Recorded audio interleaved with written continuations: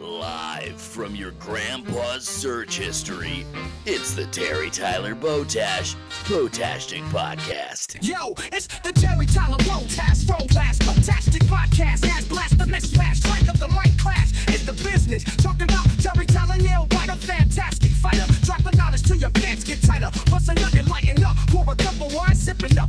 Welcome. Good morning, everyone.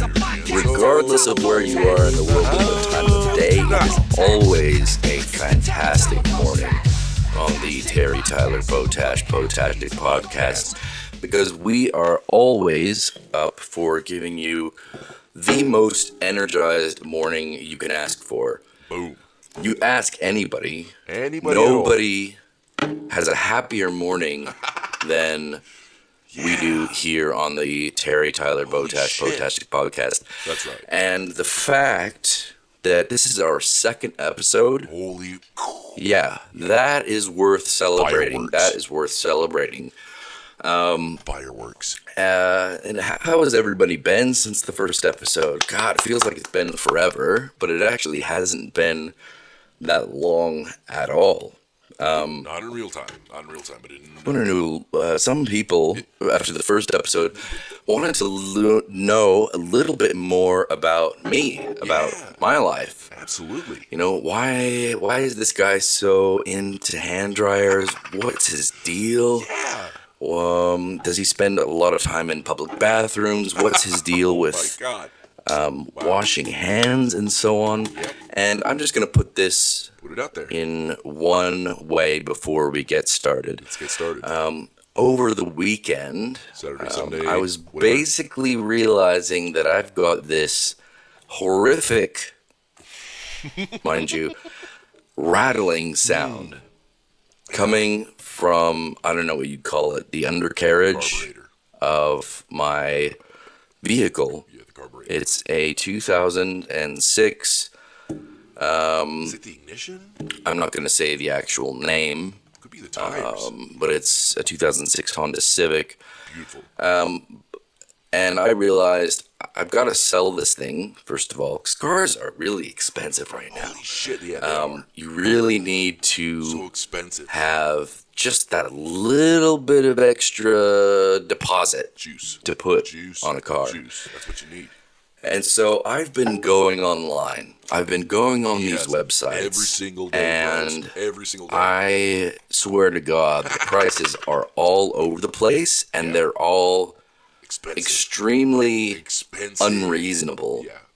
I would say unreasonably low for what I'm actually getting, because this Yeah. car that I'm selling, it doesn't actually have that high Of a mileage. of Mileage. mileage on it. I think it's like 150,000 That's nothing. miles, maybe Fuck. 170, 180, Nothing. something like that. And I'm not asking for much, literally. No.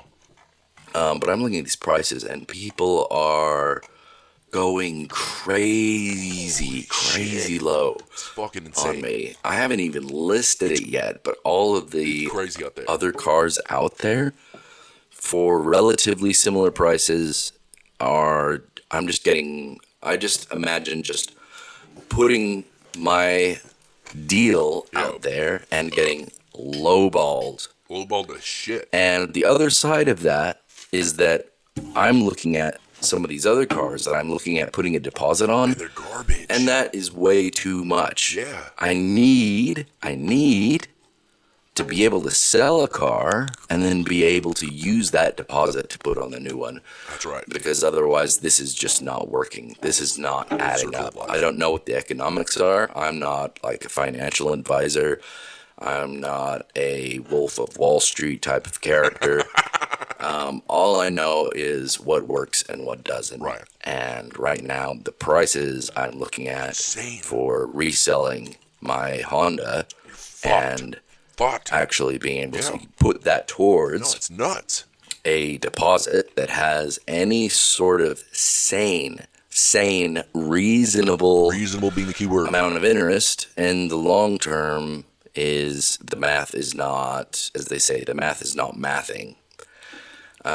So if any of you are in the market actually for a new car, maybe, I get that mileage is a thing. Yeah. Even though I don't think this car has that much mileage. that It's much of a thing, really, though. it's a fantastic learner car. It's great for beginners. Brentford mileage. It's going to be, Every it's fucking safe as well.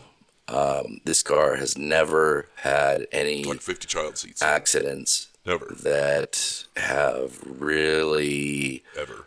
messed with the structure of the car or how the wheels roll or anything else like that. The integrity. It's just a bit of a rattle, It's just that rattling sound. And And that it's can be a just good a thing. sound. If sound bothers you, and that's what It we're can going be to a get good into thing. this episode as well with hand dryers. If sound bothers you, that's a thing. Sure, I get it. Yeah. And that's going to exclude some people, but sound is not everything. It's not everything. So just Fucking direct message me bullshit. with any offers you might have, and we can talk about it. Cash only. But let's get into our Cash only. discussion that continues actually logically from our first episode about heated versus non-heated air in hand dryers. Yeah. What are the myths? What are the facts? Let's get right into So it. first of all, how is this a controversy? They say everyone knows that if you put your wet laundry out on a cold day versus a hot day, the hot day wins for speed every That's single what they say time. every single time. Now, let's break this down. This is the first myth. Hot air always dries faster. It's real science. I consider this myth busted because while it's true that higher temperatures generally increase the rate of evaporation, Yeah. the relationship between air temperature and drying times not linear. is not always linear. Yeah. There are other factors than heat and air, and I'm just going to crack open a cold one right now. Other factors like humidity and airflow also play crucial roles, and in some cases, excessively hot air can actually lead to this condition we call saturation. Yep. And it actually slows down Slows down. the drying process. Yes. Right. We'll get more into this later when we That's talk what I'm about telling hot air everyone. dryers versus the jet dryers. If you're not familiar with the terminology yet, like You'll we get said, there. this is not a note-taking show. You'll get there. This is not You don't have to remember hand anything. hygiene Ever. or hand dryer It'll come 101. You don't have to take notes. There's no pop quiz. come We naturally. just expect pure absorption through Osmosis. fantastic entertainment. So that takes us to myth number 2. Heated air is Yes. always more effective. Doing it. Now, what's the difference between hot air drying faster and hot air being more effective? Well, actually, the effectiveness. This is about more than speed. This is about quality and thoroughness. Yeah. The effectiveness of heated air depends on the specific material being dried. Right. Some materials may benefit from increased temperature, while others may be more sensitive to heat. So heat is not the only factor to consider, my friends. Yeah. For hands, you can adjust both airspeed and airflow to make hot, non-heated air Yep. work better. Yep. So Yeah. if we were to triangulate, and this is my fancy term of the day, triangulate, a triangle has 3 points. We're going to have 3 points here. Airspeed, right? Yep. Airflow, and air heat. Heat, speed, flow. So you picture on the one hand how fast the air is moving, airflow. Where's it moving to? How much of that air is getting through to where it needs to be? And how warm is that air? Hella Right. hot. Let's yeah. go on to myth number 3. Heated air always improves efficiency. Now, I think if we take into consideration our first 2 myths, we can probably go wrong on this one. While heated air can enhance drying efficiency in many situations, Yeah. it's not a universal solution. No. In some cases, using heated air might actually consume more energy That's right. without Yeah. significantly speeding up the hand drying Dryer. process. Dryer. So again, we're looking at airflow, airspeed, and probably, Probably. we're going to have a big discussion of this later. The best hand posture for hand drying. Posture. We usually think about our posture in terms of, back posture, how we stand, how we walk. Yeah. But it turns out that posture for our hands can actually impact how well they are drying as well. Yeah. So true. we will come back to that later, is so just true. to keep you guys hooked. Yeah. We can't give everything away right now. So we're going to move right on to number 4. Heated air is necessary for hand drying. So yeah, we can already go, no, this myth is busted. Hand dryers that use unheated air can still effectively dry hands. Yeah. Modern hand dryers are designed They're with made efficient for it. They're airflow efficient. patterns and optimal airspeed, which combined with the rubbing motion of the hands contributes to quick and effective drying without the need for any heating element. Right. So we've zoomed right in. It feels like we've gone almost Right. at breakneck speed right into the engineering and the theory and the analysis of what makes hands dry and how hand dryers dry them. But let's ascend back, shall we say, into a kind of ether, right? Transcend. We're not going back into these technical details. We're going into the big questions. We know that heated versus non-heated air is not the end-all, be-all for hand dryers, right? No, what are you We're joking? all... No. We've left that We've left it illusion to the kids, right? Right.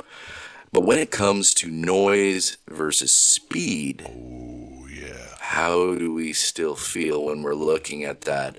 That's getting interesting. Say we put these questions into an ideal world kind of scenario. Like, what's our starting point, right? Because while that doesn't always solve your problem directly, it does give us some idea of blowing my mind. Like, where should our investment Every be? What should we be aiming for? What's the ideal world scenario in the speed versus noise design conflict? Oh, interesting. Now, I'm going to let you think about that for a moment. Just take a 1, 2, 3, Somebody once said to me, 4. if I could take a shit or piss in a bathroom and just snap my fingers and my hands would be dry, that would be the ideal world. No noise. Speed is instantaneous. That's it. Yeah. You push a button and it's done. Maybe you don't even have to push a button. You know what? I am going to go out on a limb and say I've got a bone to pick with that. Yeah. Why? Because if we're talking an ideal world, a world for hand dryers, we need the hand dryer to fit in there. Yeah. We're not snapping our fingers, boy. No. Maybe we're holding our hands near a motion sensor or something, pushing a button. But I think there's always going to be an argument. That's right. That many of us feel that an ideal world would still have hand dryers acting the way hand dryers do. I know. What the? It's like figuring out an ideal world for trains. Right. Yeah.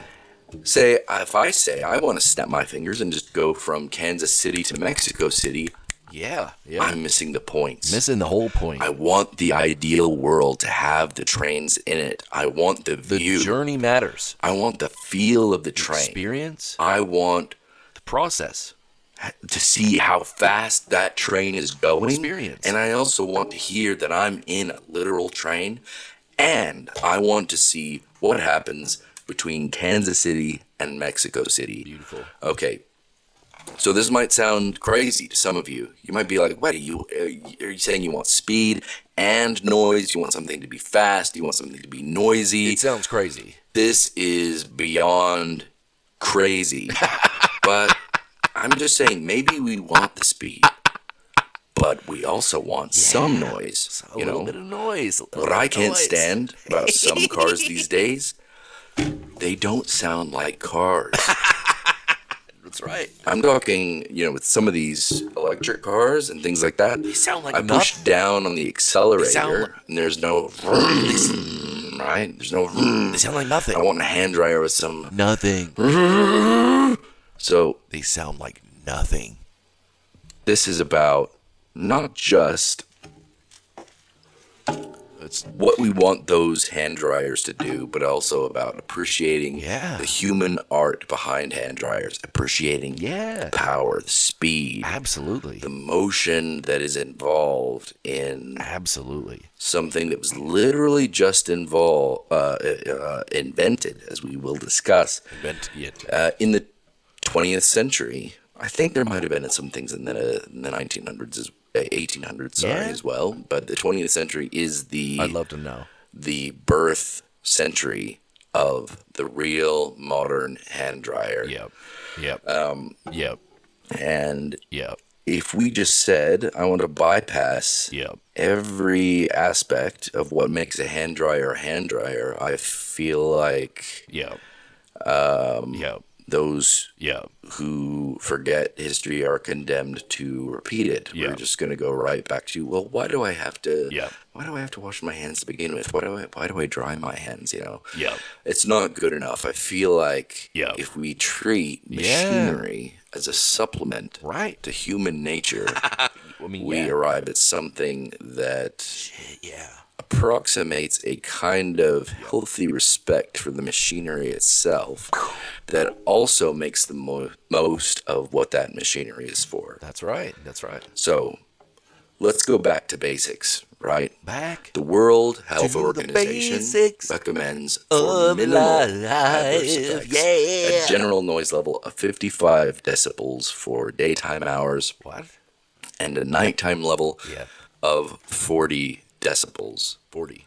Let's put this in context, because for some of you, they're like, well, that means nothing to Put the me. myths to rest. So a normal conversation in a quiet environment is about 55 decibels. Yeah, 50 minutes.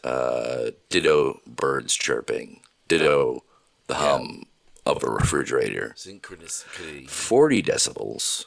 That's maybe whispering, some leaves rustling, and light rainfall.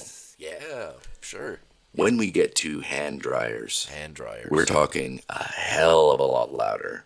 I get that. Like a And train. when sometimes I say I want my hand dryers to make a noise, people will look at me like, whoa, you crazy. We're talking a hell of a lot louder. And I've got the stats on my phone right now. I'm looking. Hand dryers fall in the 70 to 80 decibel range. Yep.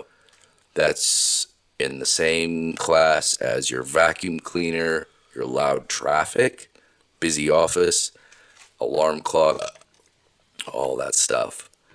But you know what? People go to rock concerts all the time. Every single day. That's a lot noisier than any of those things, and I don't hear people, Rock concerts don't clean other your than, hands, bitch. occasionally saying, They don't clean your hands, bitch. Yeah. this is purely intolerable. I mean, Yeah. granted, maybe you use hand dryers more than you go to rock concerts. But we're also not saying you have to have AC/DC blasting every time you need to dry your hands, right? Right. So we mentioned the adverse effects, Yeah.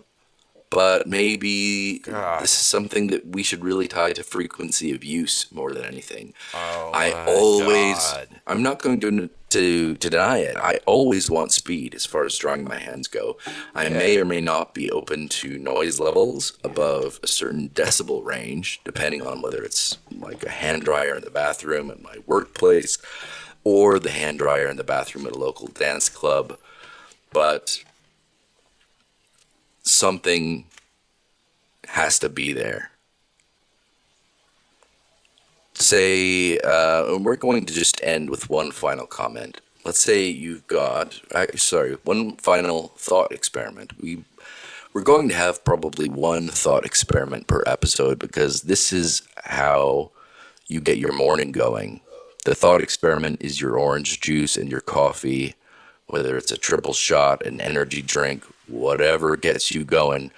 We're going to contribute to that with a thought experiment. We say, you've got 2 hand dryers. Yeah. One is sensor activated. Yeah. The other is button activated. You might say, oh, there's nothing better than sensor activated, right? No touch, no fuss, no muss. But I look at that guy and I go, really? Really? You don't like to slam the button? You don't slam that button activated hand dryer? Nope. Asshole. Are we really all so addicted to just walking up to something and it working that we don't still appreciate the value Yeah. of a button push? Maybe I got you there. Maybe you're not convinced. Yeah. Maybe you're like, hey, Terry, Tyler, Botash, you're right. You're right. But did I actually make a claim on that one? No, I just said there's something good about buttons. Think about it. And there's something good about Think about it. the hand sensors that can tell when your hands are under them or when they're not. And they know when to start and when to stop. So that's our thought experiment of the day. We are just about running out of time. Thank you so much, everyone. It has been a pleasure presenting to you our second full-length episode of the Terry Tyler Botash Potashtic podcast. And I would like to bid you adieu and fantastic rest of your morning, regardless of whether it's even morning where you are. Good night.